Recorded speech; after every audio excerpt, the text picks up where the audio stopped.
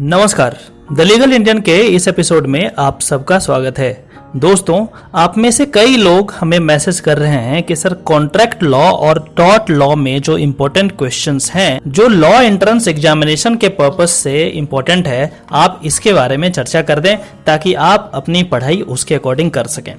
इस वीडियो के माध्यम से मैं आपको कॉन्ट्रैक्ट लॉ के 17 ऐसे क्वेश्चंस बताने जा रहा हूं जो काफी इंपॉर्टेंट है। आप में से जो लोग भी किसी भी लॉ एंट्रेंस एग्जामिनेशन की तैयारी कर रहे हैं, आपको ये तमाम क्वेश्चंस बहुत अच्छे तरीके से आनी चाहिए। दोस्तों, जब भी हम कॉन्ट्रैक्ट लॉ पढ़ने की कोशिश करते हैं तो पहला सवाल जो हमारे मन में आता है कि व्हाट इज अ कॉन्ट्रैक्ट। एक कॉन्ट्रैक्ट क्या होता है, कॉन्ट्रैक्ट का मतलब क्या होता है, क्या क्या चीजें ऐसी होती है जिससे माना जाता है ये कॉन्ट्रैक्ट हो गया। ठीक है, इन तमाम बातों को आपको जानना चाहिए। दूसरा जो इंपॉर्टेंट टॉपिक है वो है इंग्रेडिएंट्स ऑफ अ कॉन्ट्रैक्ट। क्या क्या चीजें यदि होगी तो कॉन्ट्रैक्ट माना जाएगा, जैसे प्रपोजल हो गया, एक्सेप्टेंस हो, कंसीडरेशन हो गया, एग्रीमेंट हो गया, उसके बाद फिर जाकर के कॉन्ट्रैक्ट बनता है। इन तमाम टर्म्स में क्या डिस्टिंक्शंस है, क्या सिमिलैरिटी है, इन चीजों को आपको बहुत ही अच्छे तरीके से प्रिपेयर करना पड़ेगा। मतलब आप ऐसे समझिए कि इसका जो बेसिक कंसेप्ट्स है वो आपको क्लियर होना चाहिए, क्लियर नहीं, क्रिस्टल क्लियर होना चाहिए। आगे हम बात करते हैं कम्युनिकेशंस का।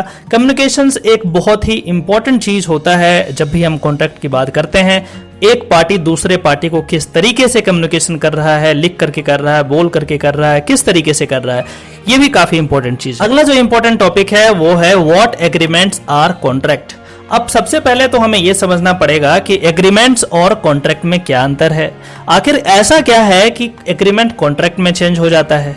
क्या सारे एग्रीमेंट कॉन्ट्रैक्ट होते हैं क्या, या सारे कॉन्ट्रैक्ट एग्रीमेंट होते हैं क्या? इन तमाम चीजों को आपको बहुत ही अच्छे तरीके से समझना पड़ेगा। अगला जो टॉपिक है हमारे पास, who are competent to contract. अब कॉन्ट्रैक्ट की बातें हो गई, अब बात यह है कि कौन कर सकता है कॉन्ट्रैक्ट। क्या कोई एज का रिक्वायरमेंट है? क्या सारे लोग कॉन्ट्रैक्ट कर सकते हैं? क्या मेल ही कर सकते हैं, या क्या सिर्फ फीमेल ही कर सकते हैं? क्या मेजर ही कर सकते हैं, या माइनर भी कर सकते हैं, या अनसाउंड पर्सन भी कर सकते हैं? इन तमाम बातों को आपको बहुत अच्छे तरीके से समझना होगा। अगला जो टॉपिक है, कंसेंट मींस क्या होता है, कंसेंट का मतलब क्या होता है। जब भी हम कॉन्ट्रैक्ट की बात करते हैं ऑब्वियसली तब हम कंसेंट की बात करेंगे, और कंसेंट का मतलब क्या हुआ, किस तरीके से दिया गया कंसेंट यहाँ पे काउंट होगा, किस तरीके से लिया गया कंसेंट यहाँ पे काउंट नहीं होगा, फ्री कंसेंट क्या है, एटसेट्रा आपको समझना पड़ेगा। आगे जो टॉपिक है वो है अनड्यू इन्फ्लुएंस। अनड्यू इन्फ्लुएंस मतलब ये हुआ कि बाहरी दबाव आप बना करके कंसेंट लिए हैं, किस तरीके से काम किए हैं, ये भी कॉन्ट्रैक्ट लॉ में काफी इंपॉर्टेंट माना जाता है। अगला जो टॉपिक है वो है फ्रॉड का। चलिए, अभी तक तो हमने कॉन्ट्रैक्ट की बात कर ली, इसकी इंग्रेडिएंट्स की बात कर ली, कम्युनिकेशन की बात कर ली, और कौन कंपिटेंट है कॉन्ट्रैक्ट के लिए इसकी बात कर ली। लेकिन अब क्वेश्चन आता है कि फ्रॉड क्या है। आपने सुना होगा कि कॉन्ट्रैक्ट में कई बार फ्रॉड हो जाता है।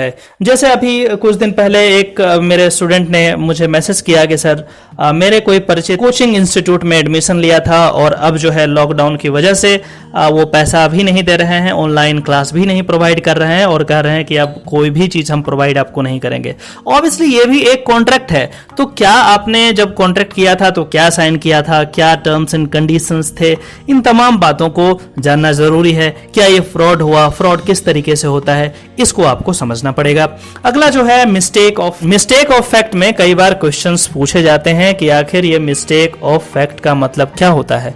मतलब ये हुआ कि यदि दोनों पार्टी यदि किसी भी चीज को लेकर के फैक्चुअली मिसगाइडेड होते हैं, गलत फैक्ट प्रेजेंट करते हैं, उस सिचुएशन में मिस्टेक ऑफ फैक्ट होता है, और इसके बारे में जानकारी आपको होनी चाहिए। कई बार दोनों पार्टी को फैक्ट का पता नहीं होता है, कुछ अनहोनी हो जाती है बीच में।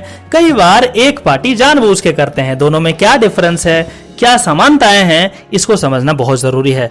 चलिए अगला टॉपिक पे बात करते हैं। अगला टॉपिक है हमारे पास लॉफुल कंसीडरेशन। कंसीडरेशन कॉन्ट्रैक्ट का एक बहुत ही इंपॉर्टेंट पार्ट माना जाता है। कंसीडरेशन मतलब होता है कि जब भी आप कॉन्ट्रैक्ट करते हैं तो जो पैसा देते हैं, रकम देते हैं उस कॉन्ट्रैक्ट के बदले। सपोज कीजिए कि मैं आपसे एक घर खरीदने की बात करता हूं और उसके बदले मैं कुछ पैसा दूंगा आपको, तो ये जो पैसा है, ये जो रकम है, उसी को कंसीडरेशन कहा जाता है। आप लेमन टर्म में ऐसे समझिए, बाकी इसका और भी ब्रॉड इंटरप्रिटेशन है, लेकिन अभी के लिए आप इतना ही समझिए। अगला जो टॉपिक है वो है कॉन्ट्रैक्ट विदाउट कंसीडरेशन। क्या ऐसा कोई कॉन्ट्रैक्ट है जो बिना कंसिडरेशन के हो सकता है, बिना पैसा दिए हुए हो सकता है, इसके बारे में भी जानकारी आपको होनी चाहिए।